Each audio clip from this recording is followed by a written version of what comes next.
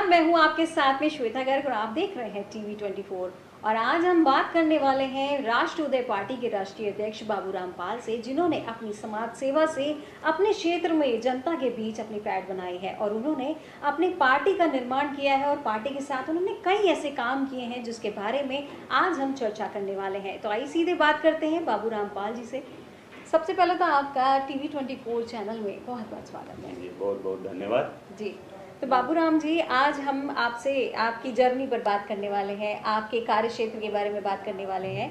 तो हम पहले तो आपके बारे में थोड़ा सा जानना चाहेंगे कि आप कहाँ से हैं और आपने किस तरीके से अपने ये शुरुआत की थी और किस तरीके से आपने अपनी पार्टी का निर्माण किया था। बहुत बहुत धन्यवाद। सबसे पहले तो आपके टीवी 24 को बहुत बहुत हमारे राष्ट्रवादी पार्टी परिवार के तरफ से बहुत बहुत शुभकामनाएं। क्योंकि आप एक संघर्षवादी पार्टी, राष्ट्रवादी पार्टी जो ज़मीन पर उतर करके और खेत खलिहानों, नदी किनारों और जंगलों में निवास करने वाले हमारे जो गडेरिया समाज से, जो भेड़ पालक समाज से मैं आता हूँ, हमारा निवास करते हैं, तो ऐसे लोगों की आवाज़ आप जन जन तक पहुँचा रहे हैं, तो आपको बहुत बहुत हमारी तरफ शुभकामनाएं। साथ ही साथ अब आने वाले दिनों में हमारा प्रकाश पर्व, दीपावली का पर्व आ रहा है।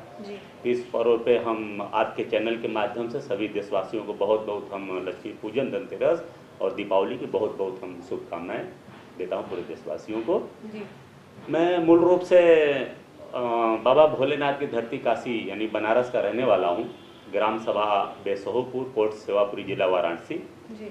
और छोटी गांव में ही शिक्षा दीक्षा के बाद हम रोजी रोजगार के तलाश में देश की औद्योगिक नगरी मुंबई में रुख किया और वहां जाने के बाद संघर्ष किया और छोटे से छोटे काम करते करते धीरे धीरे मैं अपना वहां पे बिजनेस स्थापित किया। लेकिन बिजनेस करते करते फिर जो हम देखे हमारे आसपास टोटल हम चूँकि गरीब परिवार से हैं, तो गरीब लोगों की जो समस्याएँ हैं, तो खास करके उनके जो बच्चे हैं पढ़ने में तो योग्य हैं लेकिन अब आर्थिक स्थिति से पढ़ नहीं पा रहे हैं, और तमाम ऐसे लोग हैं जो बीमार हो जाने के बाद उनको दवा का पैसे नहीं हैं, और जब ठंडी है हमारे गांव में अगर ठंडी पड़ती है तो उनको कंबल नहीं है, तो उनके सुख मतलब इस दुख में शामिल होकर के उनको हम कितनी मदद कर सकते हैं। इसलिए हमारे जो है कि एक बड़े ही सुप्रसिद्ध समाज सेवक हैं राधे श्याम पाल जी, हम लोगों ने मिलकर के एक पाल सेवा संस्था का निर्माण किए और उसके माध्यम से हम लोगों की जितनी भी ज़्यादा बन पड़ी लोगों की समस्याओं का समाधान किए। लोगों का विश्वास हम लोगों के प्रति आया, तो आम जनता, गरीब जनता साथ में आने लगी और कहीं न कहीं उम्मीद उनकी जगी, हम उनकी उम्मीद पर खरा उतरे। फिर धीरे धीरे ऐसा हुआ कि जब तक हम राजनीतिक भागीदारी नहीं लेंगे, हम राजनीतिक तौर से मजबूत नहीं होंगे, तब तक संपूर्ण हम विकास यानी मदद नहीं कर सकते। फिर हम लोगों ने ऐसे करके थोड़ा सा सामाजिक आंदोलन था हमारे जो समाज का, उसमें हम अपना योगदान दिया। तो जब लगा कि नहीं समाज सेवा, तो समाज सेवा से आप सेवा कर सकते हैं लेकिन संपूर्ण सेवा नहीं कर सकते हैं। जो आज गरीब हैं, मजलूम हैं, कमज़ोर हैं, लाचार हैं, मन से टूटे हुए लोग हैं, उनको राजनीतिक पावर से ही उनकी मदद हो सकती है। तो हमने 2 अक्टूबर 2018 को लखनऊ में बैठक करके फिर पार्टी के, राजनीतिक पार्टी का गठन का हम लोगों ने बैठक की, उसमें निर्णय हुआ। लोगों ने हमें राष्ट्रीय अध्यक्ष की जिम्मेदारी दी है। तो पार्टी का गठन संगठन करके 2 अप्रैल 2019 को पार्टी का जो है रजिस्ट्रेशन हमारे हाथ में आया। ये हम अपना संघर्ष जारी रखे। तो पहला एक बड़ा कार्यक्रम, चूँकि यहाँ लोकतंत्र है, लोकतंत्र में जब तक हम अपनी शक्ति प्रदर्शन नहीं करते हैं और लोकतंत्र में जो हमें हक अधिकार मिला है वो सब संविधान के तहत बने कानून से मिला है। तो हमने महसूस किया कि आज भी हमारे देश की जनता जितने अपने राजतंत्र के जो पर्व रहे, त्यौहार रहे, रीतियाँ रही, परंपराएं रहे, उसको तो बड़ी ईमानदारी से मनाता है। लेकिन जो संविधान के तहत बने कानून है या संविधान के जो बड़े पर्व हैं, स्वतंत्रता दिवस हुआ, गणतंत्र दिवस हुआ, संविधान दिवस हुआ, तो खास करके संविधान दिवस यानी संविधान के विषय में लोगों को जागरूकता नहीं है। तो हमने पहला बड़ा कार्यक्रम 24 नवंबर 2019 को दिल्ली जंतर मंतर पर संविधान दिवस मनाने का कार्यक्रम किया। क्योंकि 26 नवंबर को संविधान दिवस होता है, तो हमने 2 दिन मनाया कि हमने प्रधानमंत्री और राष्ट्रपति जी को ज्ञापन दिया कि जिस तरह से हमारे देश में 26 जनवरी को गणतंत्र दिवस और 15 अगस्त को स्वतंत्रता दिवस मनाया जाता है सभी स्कूल, कॉलेज, प्रतिष्ठानों में, धूमधाम से, इसी धूमधाम से संविधान दिवस मनाया जाना चाहिए। जी। तो एक बड़ा अच्छा मैसेज पूरे देश में गया। लोगों ने सोचा यार एक नई पार्टी है, नया नेता है, लेकिन विषय बहुत बढ़िया लाया है। जी। इससे प्रभावित जो है कि जन अधिकार पार्टी के राष्ट्रीय अध्यक्ष बाबू सिंह कुशवाहा जी और सुहेलदेव पार्टी के राष्ट्रीय अध्यक्ष ओंकार राजभर जी बड़े प्रभावित हुए। तो हम लोग की बैठक हुई तो एक भागीदारी संकल्प मोर्चा बना। जी। तो कोरोना काल में भी हम लोगों ने संघर्ष किया, जितना बन पड़ा उतनी हम लोगों ने सेवा भी की। और 22 का विधानसभा चुनाव उत्तर प्रदेश गया तो समाजवादी पार्टी अखिलेश यादव जी से गठबंधन हुआ भागीदारी में। ये गठबंधन जब भागीदारी देने की बात आई तो ये ठगबंधन में बदल गया। तो ओम प्रकाश राजभर बाबू सॉरी अखिलेश जी ने भागीदारी नहीं दी, तो हम लोगों ने बैठक करके फिर उस मोर्चे से बाहर आ गए। बाहर आकर के 2022 का चुनाव लड़े। हमारे 20-25 प्रत्याशियों ने पर्चा दाखिल किया, लेकिन 8 पर्चे पास हुए। तो कम समय था, लेकिन सम्मानजनक वोट मिला। लेकिन इस दौरान हमने जब देखा, जब गांव हम जाते हैं संगठन तैयार करने के लिए, लोगों से मिलते हैं, और तो आज बहुत ही दयनीय स्थिति खास करके हमारे पशुपालक समाज का है। आज पशुपालक समाज में खास करके जो हमारे भेड़ पालक हैं, आज तो मैं देखा तो केवल हमारे गडेरिया पाल समाज के लोग नहीं पालन कर रहे हैं, इसका पालन अन्य समाज के लोग भी कर रहे हैं, अति पिछड़ा और एससी समाज के लोग भी कर रहे हैं, लेकिन एकदम असुरक्षित है। इनके लिए कोई आरक्षण, कोई संरक्षण नहीं है, कोई सुरक्षा नहीं है।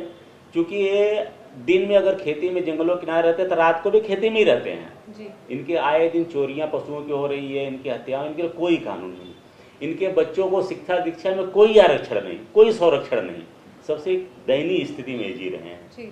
यहाँ तक कि इनकी अगर हत्याएं होती है, पशुओं की डकैती होती है, तो FIR भी दर्ज नहीं होता है। तो इस चीज़ को हमने बड़ी गंभीरता से लिया, तमाम हमने लेटर वगैरह भी लिखा, लेकिन फिर भी हमने समझा कि जब तक इनका शैक्षणिक उत्थान नहीं होगा, इनके बेटी बेटा का जब तक शिक्षा उच्च स्तर नहीं होगा, तब तक इनका विकास नहीं होगा। तो हम जागरूकता उनमें ला रहे हैं। और साथ ही साथ उसका हमने अभी रथ यात्रा निकाला था। 16 मार्च मल्हार राव होलकर जी की जन्म जयंती से जो भिंड में छतरी लगी हुई है मध्य प्रदेश, वहाँ से निकाल कर भिंड उत्तर प्रदेश में 31 मई को समापन कानपुर में किया था। तो एक बड़ी अच्छी जागरूकता लोगों में आई। लोगों ने अपने अब राजनीतिक हक अधिकार को समझने लगे हैं। इसलिए अब राष्ट्रीय पार्टी की जहाँ भी रैली होती है, अभी हमने 2 जो है कि अक्टूबर को वाराणसी में स्थापना 5वां स्थापना दिवस मनाया। वहाँ कम से कम 20,000 से ज़्यादा लोग अपने खर्चे से आए, क्योंकि उनको पता है कि हमारे हक अधिकार की लड़ाई लड़ रहे हैं। और अभी जो है कि परसों 29 तारीख को 29 अक्टूबर को फतेहपुर में बड़ी रैली हम लोगों ने किया, वहाँ एक बड़ी भव्य भीड़ रही। और फिर वापस 26 नवंबर को दिल्ली जंतर मंतर पर हम कार्यक्रम करने जा रहे हैं। और हमारा उद्देश्य यह है, क्योंकि भारतीय जनता पार्टी जो है पूरी रूप से गुमराह करने वाली पार्टी है। ये आपको कहती कुछ है, करती कुछ है। जब लंबा टाइम तक सपा बसपा सरकार उत्तर प्रदेश से चल रही थी, तो भारतीय जनता पार्टी जब आई तो यह कहते हुए आई कि OBC समाज का सारा हिस्सा यादव समाज खा गया और बाकी जातियों को नहीं मिला। तो अति पिछड़ा समाज जो नान यादव समाज OBC का है, सब का सब जो है कि भारतीय जनता पार्टी के साथ हो गया। और भारतीय जनता पार्टी की सरकार 2017 में बनी, फिर 2019 में लोकसभा में, 22 का विधानसभा, दूसरा सरकार चल रही है। और अक्टूबर 2000 जो है कि 18 में माननीय मुख्यमंत्री योगी आदित्यनाथ जी ने सामाजिक न्याय समिति का गठन किए, मार्च महीने में किए थे। अक्टूबर 2018 में रिपोर्ट आ गया और आज 23 चल रहा है, 2023 चल रहा है, नवंबर महीने चल रहा है। उस रिपोर्ट को लागू करने की जरूरत माननीय मुख्यमंत्री योगी आदित्यनाथ जी नहीं किए, यानी केवल गुमराह कर रहे हैं। इसी तरह केंद्र में भी OBC समाज की जो केंद्र में शिक्षा और नौकरी में थोड़ी आरक्षण है, उसे विधानसभा लोकसभा में तो है ही नहीं OBC का, तो वह भी केंद्र में जो अति पिछड़ा समाज, अत्यंत पिछड़ा समाज है, सर्वाधिक पिछड़ा समाज को भागीदारी देने के लिए जी जो कि रोहिणी आयोग का गठन हुआ 2017 में। आयोग के कार्यकाल को लगभग 13 बार बढ़ाया गया। अभी जुलाई 2023 में आयोग ने अपना रिपोर्ट राष्ट्रपति महोदय को सुपुर्द कर दिया, लेकिन अब तक प्रधानमंत्री जी भी ने जस्टिस जी रोहिणी आयोग की रिपोर्ट को लागू नहीं किए। तो हमारा खास करके मांग है कि आप सबसे पहले जिस जस्टिस रोहिणी आयोग की रिपोर्ट और सामाजिक न्याय समिति की रिपोर्ट लागू करें, इससे एक ये होगा कि एक तो अति पिछड़ा समाज के बच्चों को थोड़ी सी भागीदारी मिलेगी, वो भी थोड़े से शिक्षा में और नौकरी में आगे आएंगे। दूसरा, आज ओबीसी में जो एक तरीके से मत भिन्नता हो गई है, खास करके भारतीय जनता पार्टी द्वारा फैलाया गया कि आपका हिस्सा अमुक जाति खा गई, तो कम से कम बंटवारा होने के बाद यह तो खत्म हो जाएगा जी। तो भाईचारा भी होगा, ओबीसी भाईचारा, देश में भाईचारा होगा। और यह बंटवारा ऐसा नहीं कि उत्तर प्रदेश की बात है, लगभग देश के 11 प्रदेशों में ऑलरेडी पहले से बंटवारा चल रहा है, लेकिन देश का सबसे बड़ा प्रदेश उत्तर प्रदेश में नहीं है। उत्तर प्रदेश बगल में बिहार प्रदेश है। जब जननायक कर्पूरी ठाकुर जी मुख्यमंत्री 1978 में थे, तभी वहाँ पे ओबीसी आरक्षण लागू हुआ था, वो भी बंटवारा के साथ हुआ था जी। तो बगल में उत्तर प्रदेश में क्यों नहीं? जब आयोग बन आयोग की रिपोर्ट आ गया तो फिर लागू क्यों नहीं? ये हमारी मेन मांग है। और बाकी पार्टी बनाने के उद्देश्य की अब तक जितनी पार्टियां हैं, चाहे आप कांग्रेस को ले लें, भाजपा ले लें, बसपा लें, सपा लें, ये सभी पार्टियों ने जनता को गुमराह करने का काम किया जी। उसमें से खास करके ओबीसी समाज को गुमराह करने का काम किया। आज जो है राहुल गांधी जी भी ओबीसी की चिंता कर रहे हैं, बड़ी अच्छी बात है, चिंता करनी भी चाहिए जी। उन्होंने कहा कि भाई जो प्रमुख सचिव हैं 90 में से केवल 3 ओबीसी के हैं। इस तरीके से और ज्यादा बातें राहुल गांधी जी को करनी चाहिए ओबीसी पे जी। लेकिन साथ साथ यह भी मैं कहना चाहूँगा कांग्रेस पार्टी से, राहुल गांधी जी से, अगर आप ओबीसी की सच में चिंता करते हैं तो अभी मध्य प्रदेश में और छत्तीसगढ़, राजस्थान में चुनाव है, इसमें आपने ओबीसी को कितनी भागीदारी दी है, टिकट दिए हैं जी। जब आपको टिकट देना होता भागीदारी तो आप स्वयं नहीं देते हैं, तो कथनी करने में इनके बड़ा अंतर है जी। और रह गई बात अब खास करके अगर हम बात करें अपने समाज की, पाल समाज की, हमारा जो पाल गडेरिया बघेल समाज है, लगभग हमने जो वर्ग किया है मध्य प्रदेश में 90 लाख से ज़्यादा की जनसंख्या है। यानी ओबीसी में एक सबसे बड़ा समाज ओबीसी का हमारा बघेल समाज है जी। और इस बघेल समाज को एक भी न तो भारतीय जनता पार्टी ने टिकट दिया और ना तो कांग्रेस पार्टी ने दिया।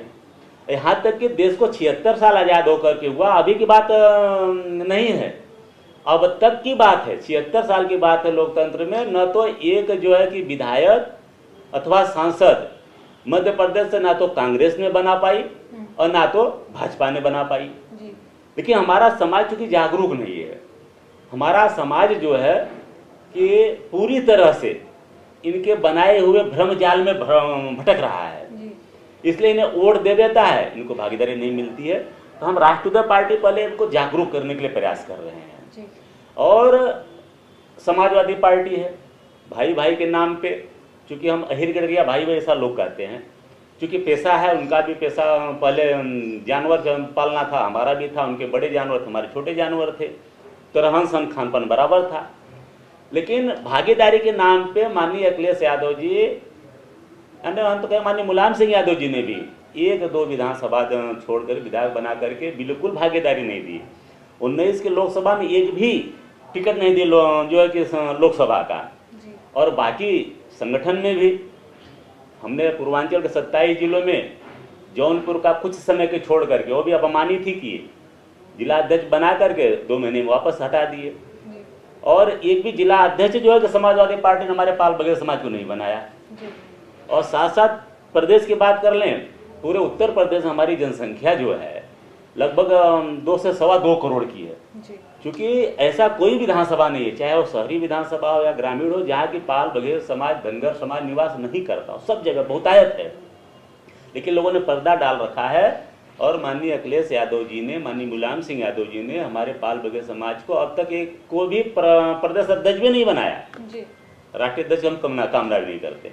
तो ये लोग न तो संगठन में जगह देते हैं और न तो फिर चुनावी मैदान में जगह देते हैं, तो जिसका नतीजा एकदम मनोबल हमारे समाज का एकदम टूट गया। साथ साथ हमारे साथ जो और अति पिछड़ा समाज है, अत्यंत पिछड़ा समाज है, तो इन सब को आगे लाने के लिए एक राष्ट्रीय पार्टी गठित होकर के आज मेहनत कर रही है धरातल पे। अच्छा बाबूराम जी, आप अभी आपने जैसे बात किया, भारतीय जनता पार्टी को लेके बात किया, कांग्रेस को लेके बात किया कि उन लोगों ने आप लोग को मतलब जगह नहीं दिया, मतलब किसी को इस तरीके से जगह नहीं दिया ताकि हम भी आप अपने समाज के लिए कुछ कर सके बाकी। और आप दूसरी तरफ बात कर रहे हैं सपा पार्टी की, समाजवादी पार्टी की, तो जहाँ पे उन्होंने भी आप लोग को नकारा है एक तरीके से, जिसमें उन्होंने भी आप लोग का सहयोग नहीं किया। तो ये अब आपकी आगे के लिए रणनीति क्या रहेगी, क्योंकि अब आने वाले 2024 में लोकसभा का चुनाव है और आप अपनी पार्टी को आगे बढ़ाना चाहते हैं, तो क्या आगे फर्दर भी आप किसी पार्टी के साथ गठबंधन कर सकते हैं?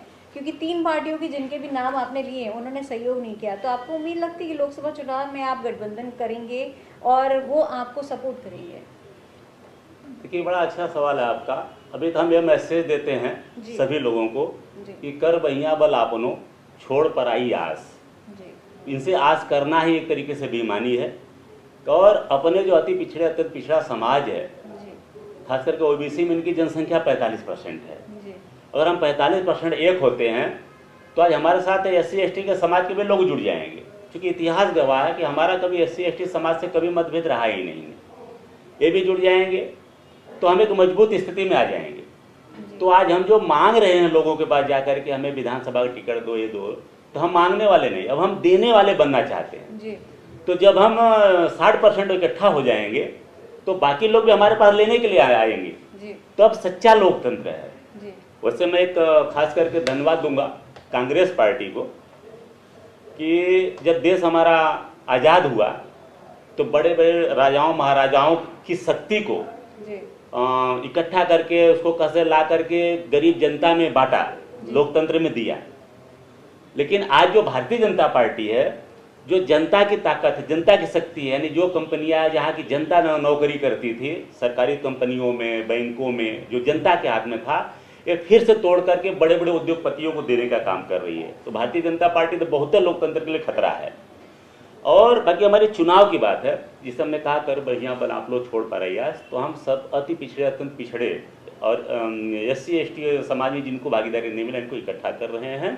और 2024 का लोकसभा हम मजबूती के साथ लड़ेंगे। हम किसी भी बड़ी पार्टी के साथ नहीं जाएंगे और छोटे छोटे पार्टियां कई हमारे साथ में हैं, हम लड़ गए। चूंकि अपना एक तो जागरूकता लानी है, संगठन बढ़ानी है, अपनी ताकत बढ़ानी है। हमारे लोगों के अंदर बड़ा भी डर बैठा है कि हम चुनाव लड़ेंगे तो लोग लड़ने नहीं देंगे, रोक देंगे, अनाप शनाप बातें उनके मन में है, जिसका नतीजा हम मध्य प्रदेश राजस्थान देख रहा हूँ विधानसभा में। तो हम कह रहे हैं लोगों को लड़ा करके इनके मन का पहले डर हटाना है। आज ये है तो हम आज लड़ करके, आज डर निकाल करके कल हम जीतना भी शुरू करेंगे। इसलिए हम बड़ी पार्टी के साथ नहीं जाएंगे। हाँ, ये जरूर है कि हम धन्यवाद देते हैं माननीय कांशीराम जी को कि एक अच्छी विचारधारा लाए थे। जो वंचित शोषित समाज के लोग हैं, इनको शासक बनने का जो मार्ग माननीय कांशीराम जी ने दिखाए। और जब तक बहुजन समाज पार्टी माननीय कांशीराम जी की पार्टी रही, तब तक अति पिछड़ा अत्यंत पिछड़ा SC ST समाज जो केवल वोट देना अपना अधिकार समझता था, वह सत्ता में हुक्मरान बनना अपना अधिकार समझने लगा। लेकिन जब वही बहुजन समाज पार्टी बहन मायावती जी के हाथ में आई, तो फिर से वापस जो हुक्मरान बनने थे वो बेचारे फिर से केवल वोटर की भूमिका में आ गए। और जो पहले राजतंत्र में हुक्मरान थे वही फिर इनके वापस सत्ता में आ गए। तो इसलिए आज हम सर्व जनता से कहना चाहूँगा के माध्यम से कि ये बहुजन समाज पार्टी भी वो नहीं रही। अब फिर से अगर आप चाहते हैं कि उत्तर प्रदेश में और अति पिछड़ा अत्यंत पिछड़ा यानी गरीब मजदूर किसान का बेटा के हाथ में शासन सत्ता आए और देश का विकास हो, तो राष्ट्रीय पार्टी का साथ देना चाहिए। जी, मतलब आप किसी भी बड़ी पार्टी के साथ कोऑर्डिनेट नहीं करना चाहते हैं। इन फर्दर भी अगर गठबंधन की बात होती है तो आप किसी भी बड़ी पार्टी के साथ नहीं जाना चाहेंगे। आप राष्ट्रीय उदय पार्टी के सहयोग से ही आगे बढ़ना चाहते हैं और उन लोगों को न्याय और उन लोगों को अधिकार दिलाना चाहते हैं जिनको नकार दिया जाता है, जिनको इग्नोर कर दिया जाता है। बाकी ये है कि आपने अभी तक पशुपालक की बात करी कि उन लोगों को तो नहीं ध्यान में दिया जाता है। बाकी और कौन कौन सी आपने ऐसी समस्याएं, ऐसी कौन सी चीज़ें आपने क्षेत्र में देखी, क्योंकि आपने बहुत सारे कार्यक्रम किए हैं, उस दौरान आपको क्या क्या चीज़ें सामने आई हैं जिनको लेकर आप लोकसभा चुनाव जो 2024 का है उसमें आप लड़ाना चाहते हैं, और उसको किस तरीके से, उन समस्याओं का किस तरीके से आप उसका निस्तारण करेंगे? ये समस्याएं तो बहुत है, आप जिधर भी देखें समस्या ही समस्या है। चाहे शिक्षा में देखें वहाँ भी समस्या है, स्वास्थ्य में देखें वहाँ भी समस्या है, और सबसे बड़ी समस्या खास करके जो गरीब परिवार का, जो गाँवों से बच्चे निकल करके पढ़ लिख करके तो खास करके फौज में जा करके देश की सेवा करने की भावना से देश की सेवा करने के लिए जाना चाहते थे, इनको अब अग्निवीर के तौर पर इनकी वैकेंसी निकाल भर्ती की जा रही है। इनके सपनों को चकरा चूर कर दिया गया। यह सबसे बड़ा मुद्दा है, क्योंकि शहर का व्यक्ति या उद्योगपतियों का व्यक्ति या नेताओं का बेटा ये तो फौज में जाते नहीं है। फौज में तो जाता है किसान का बेटा, पशुपालक का बेटा, मजदूर का बेटा ही जाता है।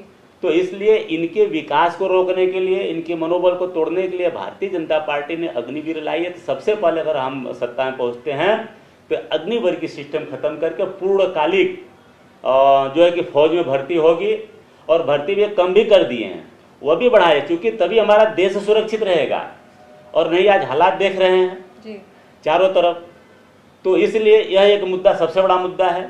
स्वास्थ्य का हालात देख रहे हैं, अभी जो 2014 से लेकर के 19 तक सांसद थे, अभी पीजीआई में 2 दिन पहले उनका बेटे को इलाज नहीं मिला, उनको बेड नहीं मिला, उनकी मौत हो गई। तो जब सांसद विधायक के बेटे सुरक्षित नहीं है, इन्हों बेड नहीं मिल पा रहा है, तो इसलिए तो बड़ा समस्या है। और खाली भारतीय जनता पार्टी के नेता माननीय मोदी जी, हमने यहाँ एम्स बनवाया, वहाँ से सारी कागजों पर और इनके भाषणों तक ही है, धरातल पे बहुत ही स्थिति खराब है। अभी हम गांव-गांव जा रहे थे, डेंगू से इतनी ज़्यादा मौतें हुई जिसकी कोई आकलन नहीं है और इसकी कोई चर्चा नहीं है। और विपक्ष में जो नेता हैं, यह नेता भी इस बात को उठा नहीं पाए, तो इससे देश कमजोर हो रहा है। कि ये सारे मुद्दों को लेकर के, और मजदूर तबका जो है, लोग खेती की बात करते हैं, किसान की बात करते हैं, लेकिन जो किसान के यहाँ मजदूरी कर रहा है उसकी बात कोई नहीं करता। किसान को तो चलो मिल जाता है, अगर बाढ़ में डूब गई तो फसल की भरपाई मिलती है, थोड़ा ही तो थोड़ा सही, सूखा गया भाई तो भी थोड़ा थोड़ा, लेकिन किसान मजदूर को क्या मिलता है जी। तो हम किसान मजदूर की लड़ाई की बात करेंगे, उनके हक अधिकार की बात, उनके बच्चों के स्वास्थ्य और शिक्षा की। यह निचले स्तर जो हमारा मजबूत होगा, गरीब हमारा भाई जब मजबूत होगा तब हमारा देश मजबूत होगा। अब भारतीय जनता पार्टी का नियत है हम भाई देश मजबूत करेंगे, भाई देश मजबूत करेंगे, और देश की जनता को कंगाल करके देश मजबूत नहीं होगा। ये बनाने के लिए ऐसा टोल रोड बना रहे हैं जी। टोल रोड बनाते कि हमने इतना किलोमीटर टोल रोड बनाया, लेकिन आप जिस जिले में जाकर के आप जब गांव के अंदर का रोड देखिए, पुराने रोड, तो आपको गड्ढे ही गड्ढे मिलेगा जी। तो पहले गांव का जो रोड है वो मजबूत हो, राज्य की सड़कें मजबूत हों, तब फिर टोल रोड तो एक तरीके से आप अपने उद्योगपति मित्रों को कमाने की व्यवस्था है जी। तो हमारा ये मानना है कि जब व्यक्ति मजबूत होगा जी, तो उसका परिवार मजबूत होगा जी। जब परिवार मजबूत होगा तो समाज मजबूत होगा जी। जब सर्व समाज मजबूत होगा तो देश मजबूत होगा। इस सिद्धांत से हम जो है पार्टी को आगे बढ़ाएंगे, सत्ता में जाए, देश को इस तरीके से हम बढ़ाना चाहेंगे। बाबूराम जी, आप उनके भाजपा के कामों के लिए आपने उनकी योजनाओं की, कि सिर्फ उन्होंने सिर्फ कागजों पर अपनी योजनाएं दे रखी हैं, असल ज़िंदगी में नहीं है, लेकिन वो सबको बोलते हैं क्योंकि उन्होंने कई बड़े ऐसे आयोजन किए हैं, जैसे इन्वेस्टर सबमिट किया हुआ है। और आप किसानों की बात करते हैं तो किसानों के लिए भी उन्होंने एक निधि बना रखी है जिसमें उनके खातों में पैसे जाते हैं, और उज्ज्वला योजना की है, कन्या सुमंगल योजना की है, जो बच्ची अगर कन्या अगर जैसे ही जन्म लेती है तो उसको, उसके पेरेंट्स को उसके लिए निधि, उसके लिए एक अमाउंट राशि एक उन्होंने तय करी हुई है जो उनके परिवार को दी जाती है, और कुछ हद तक पढ़ाई के रिगार्डिंग भी उन्होंने चीज़ें की है। तो ये सारी चीज़ें की जा रही हैं, कई लोग उस चीज़ का फ़ायदा भी उठा रहे हैं और वो आंकड़े अपने गिनाते भी हैं। तो वो आप कैसे जस्टिफाई कर पाएंगे कि मतलब ये सिर्फ कागजों में है, असल में नहीं है? देखिए, आपने उज्ज्वला योजना की बात की जी, पूरी तरह से फेल है जी। जितना इन्होंने गैस सिलेंडर वितरण किए थे सब के सब कोने में पड़ा हुआ है, क्योंकि इतना फिर उज्ज्वला बाटला देने के बाद, चूल्हा देने के बाद इतना महंगा कर दिए, बेचारे वो भरा नहीं पाए। आज फिर सर्वे करिए, पूरी तरह से फेल है। और कन्या योजना, सारी जो योजनाएं हैं, योजनाओं का लाभ अगर आप सर्वे करेंगे तो आपको जहां तक एकदम नीचे स्तर तक व्यक्ति को जाना चाहिए वहां तक नहीं पहुंच पा रहा है। जबकि 76 साल देश आजाद होकर के हुआ, इतना हमारा एक तरीके से साधन सुविधा प्रकृति संपन्न देश है। आज तो 100% शिक्षा मुफ्त होनी चाहिए, स्वास्थ्य मुफ्त होनी चाहिए, और ये जो है कि इसके नाम पे वोट मांगने का या ये बोलने की इसके सवाल ही नहीं होनी चाहिए थी। अगर हम 76 साल में इतना भी नहीं दे सकते हैं तो थोड़ा सा पैसा हम किसान को दे सकते हैं। आप समझिए, किसान को मान लीजिए कि आपने थोड़े पैसे दे दिए, लेकिन उस किसान से आज जो उसकी लागत होती है और उसकी पैदावार है, उसकी भरपाई आज भी नहीं हो पा रही है। तो जब किसान के उपज का जब मूल्य आप उचित दे देंगे तो हमें नहीं लगता कि आपको 2000-4000 किसान को देने की जरूरत है। एक तरीके से आप अपना वोट पक्का करने के लिए वो दे रहे हैं। तो हम किसान की मूल्य की उपज जो है कि हम भरपूर दें और ताकि वो भी सम्मान से रहें। और आज खेती कम कर रहा है, छोटे छोटे लोग बेचारे शहरों में चले गए, उनको काम भी नहीं मिल रही, खेती का उपज नहीं मिल रही है। बड़े लोग मशीनीकरण हो रहा है। और पशुपालन का सबसे बड़ी दुर्दशा तो पशुपालन का है, क्योंकि हमारा देश हरित क्रांति और सफेद क्रांति से जाना जाता था, इसी से देश मजबूत हो रहा था। आज दोनों फेल है। सफेद क्रांति यानी दूध के लिए जो गाय है, खास करके गाय का दूध ही सबसे ज्यादा पौष्टिक होता है। आप गायों की दुर्दशा देखिए, कैद कर दिया गया, ऐसा कि गाय को धरती पे जीने का हक नहीं रह गया। और जिनको अगर नहीं विश्वास, गौशालाओं में जा करके देखें, वो जीते जी मौत उनकी हो रही है। कौवे भी खा रहे हैं, भूखा प्यासा मर रहे हैं, बीमार हैं। तो आपको अगर जीवन, मनुष्य को अगर प्रकृति ने यहाँ से ऊपर वाले ने जीने का अधिकार दिया है तो गाय को भी दिया है। सबसे पहले उन्हें मुक्त करना चाहिए, वो भी जाकर के अपना वितरण करें, अपने शुद्ध कम से कम खुली सांस ले, हवा पानी मिले। और आपका जो फंड लगा रहे हैं, गौशालाओं में दे रहे हैं, मेरा एक कहना है कि वही फंड आप पशुपालक को दे दीजिए। शायद 900 रुपये पर गाय गौशाला को दे रहे हैं। अगर आप 900 रुपये पशुपालक को दे दीजिए, अगर एक व्यक्ति 20 गाय का भी पालन करता है तो लगभग 18,000 रुपये महीने मिलता है।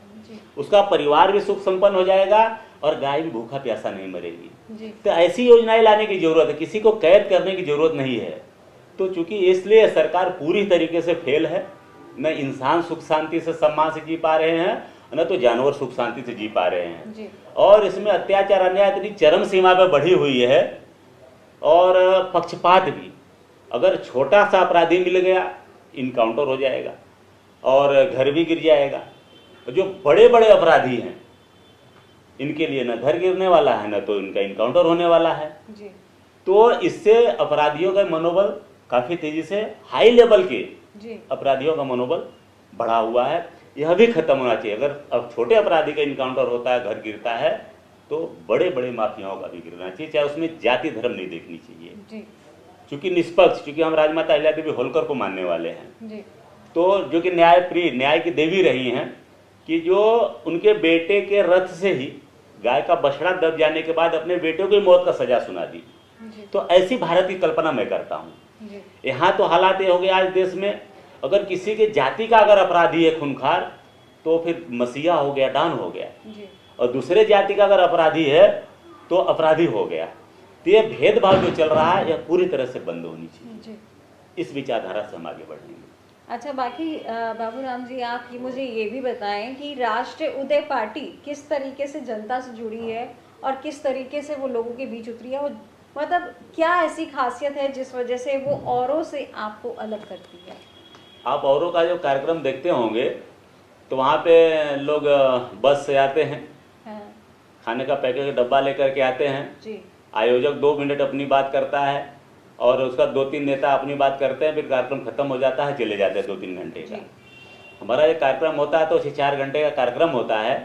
एक तरफ संचालक संचालन करते हैं, वहाँ पर आकर के एकदम वार्ड स्तर तक का हमारा अध्यक्ष भी भाषण देता है, विधानसभा स्तर तक का, जिला अध्यक्ष स्तर तक का, या जो पदाधिकारी नहीं है लेकिन क्रांतिकारी है, राष्ट्रीय पार्टी का नेता, वह भी भाषण देता है।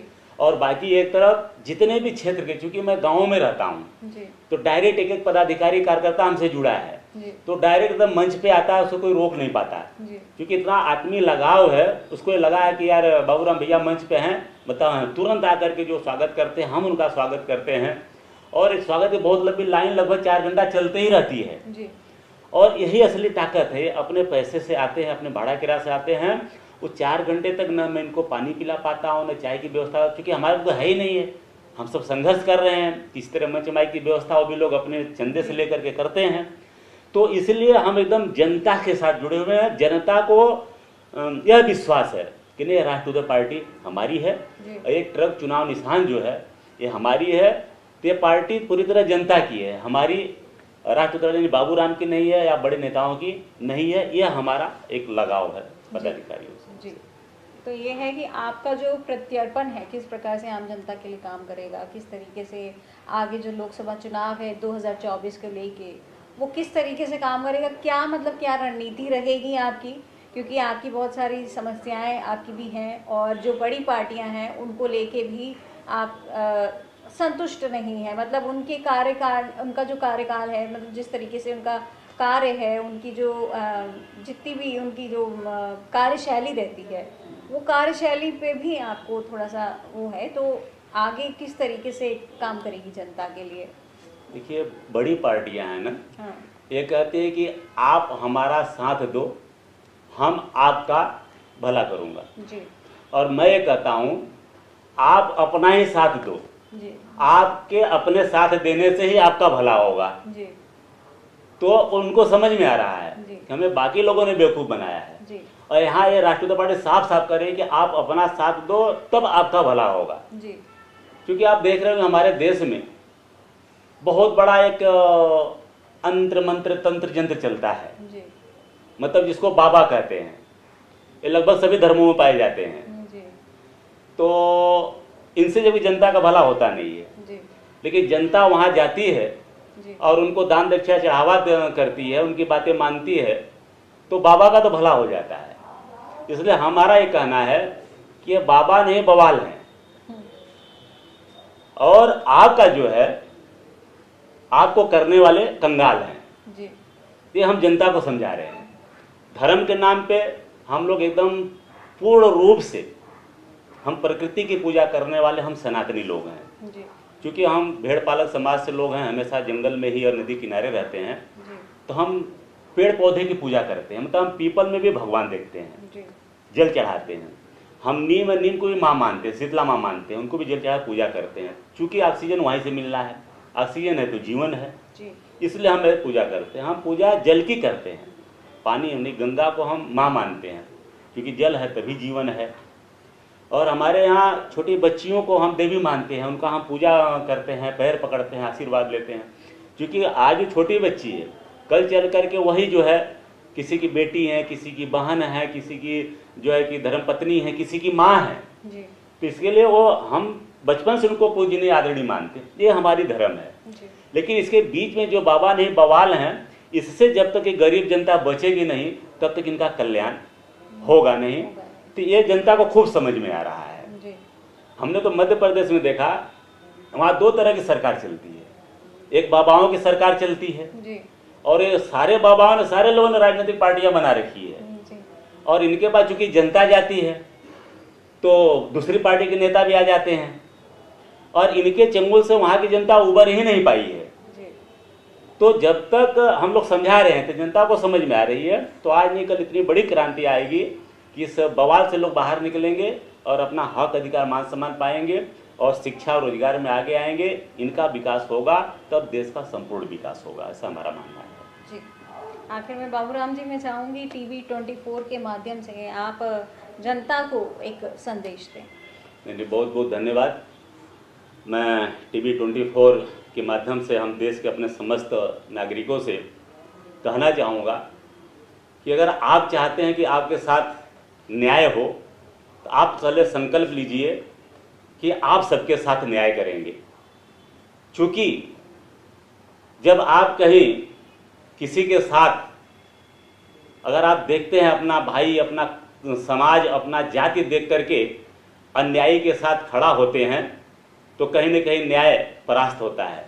इसलिए चाहे आपका भाई हो, चाहे आपका बेटा ही क्यों न हो, चाहे आपका जाति धर्म का क्यों न हो, अगर जो गलत है उसको मजबूती से आप गलत कहिए, जो सही है वो सही का साथ दीजिए। यही हमारी आप सभी से अपील है। बहुत बहुत धन्यवाद। तो आज से हमारे साथ राष्ट्रीय उदय पार्टी के राष्ट्रीय अध्यक्ष बाबूराम पाल, जिन्होंने हमें बताया कि मौजूदा सरकार में उन लोगों को अभी भी नज़रअंदाज किया जा रहा है जिनको आज उनकी काफ़ी हद से ज़्यादा ज़रूरत है। उनका मानना है कि बड़ी पार्टियां जो हैं सिर्फ अपने भले के लिए काम कर रही हैं, सिर्फ कागजों तक ही उनकी योजनाएं सारी सीमित हैं, असल जिंदगी में कोई भी योजना काम नहीं कर रही है।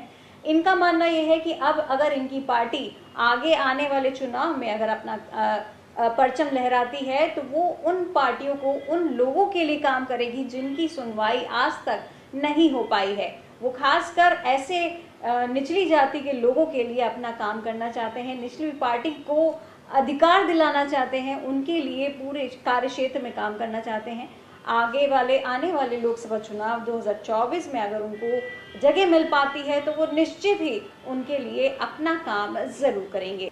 अभी आपने देखा होगा देवरिया में हत्याकांड हुई जी। एक जिला पंचायत सदस्य की जी। और नहीं होनी चाहिए। उसके बाद जो हुआ जन आक्रोश या जो भी है कि एक परिवार के छोटी बच्ची की हत्या, महिलाओं की हत्या, 5 सदस्यों की हत्या, जो कि इसका राष्ट्रीय पार्टी घोर निंदा करती है।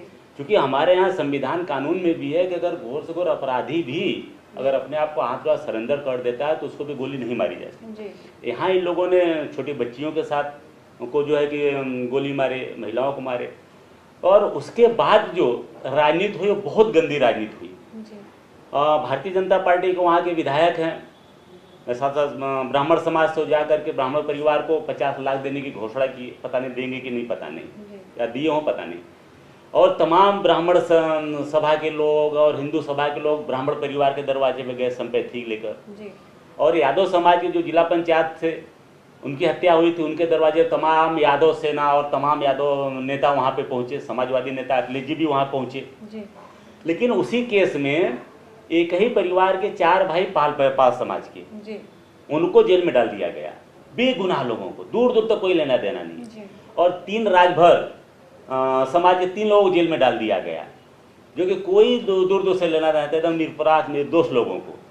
लेकिन इनके दरवाजे पे ना तो कोई ब्राह्मण सेना गई, ना हिंदू सेना गई, ना तो यादव सेना गई, न तो कोई समाजवादी गया, न भारतीय जनता पार्टी के नेता गया, और ना तो हमारे समाज का कोई नेता वहां पहुंच पाया। तो हम लोग तक बातें आई, कई लोगों का फोन आया, तो फिर हमने जो है बाहर था तो हमारे अपने प्रदेश अध्यक्ष एडवोकेट सुनील चंद्र पाल जी, राष्ट्रीय प्रवक्ता उमाशंकर पाल जी, शिक्षक संगठन प्रदेश महेंद्र प्रसाद गुरु जी को भेजा। तो वहाँ पर जब गए देखिए एकदम दयनीय स्थिति थी, 2 दिन खाना नहीं बन पाया था और कोई मदद नहीं। एक तो बेचारा भेड़ पालक था, जेल में बंद, सुबह सुबह जेल गया और भेड़ छूट गई, कोई देखने वाला नहीं, सब कुत्ते नोच गए, कहाँ गई पता नहीं, जीवन भर की कमाई चली गई। और बाकी सब्जी बेचने वाले थे वो भी जेल में, परिवार की स्थिति एकदम खराब, कोई पूछने वाला नहीं है। जब हमारे जो प्रतिनिधि मंडल गए एडवोकेट सुनील चंपाल जी लोग, तो उनसे पूछे भैया कोई आया? बोले कोई नहीं आया। बोले हमारे समाज के तमाम संगठन में कोई आया? बोले कोई नहीं आया, किसी पार्टी में कोई सेना नहीं।